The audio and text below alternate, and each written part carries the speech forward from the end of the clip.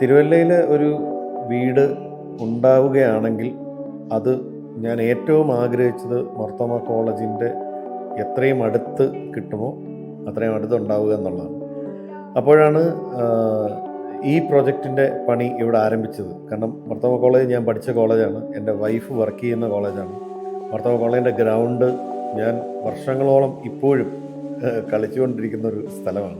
ഇൻഫ്ലാറ്റ് അമ്യൂണിറ്റീസിനെ പറ്റി പറയുകയാണെന്നുണ്ടെങ്കിൽ എനിക്ക് ഭയങ്കര പ്രയോജനം ചെയ്യുന്നൊരു കാര്യമുണ്ട്. ഇവിടെ നല്ലൊരു തിയേറ്ററുണ്ട്. ഒരു തിയേറ്റർ എക്സ്പീരിയൻസിന് തിയേറ്ററിൽ മിസ്സായിപ്പോയ സിനിമകളൊക്കെ എനിക്കിവിടെ നമ്മുടെ ആർട്ടെക് കാഴ്ചയ്ക്കുള്ളിലെ തിയേറ്ററിൽ കാണാൻ പറ്റുന്നുണ്ട്. നല്ലൊരു ജിമ്മുണ്ട്, ഒരു ഗെയിംസ് ഏരിയ ഉണ്ട്, കുട്ടികൾക്ക് വന്നിരിക്കാൻ പറ്റുന്ന.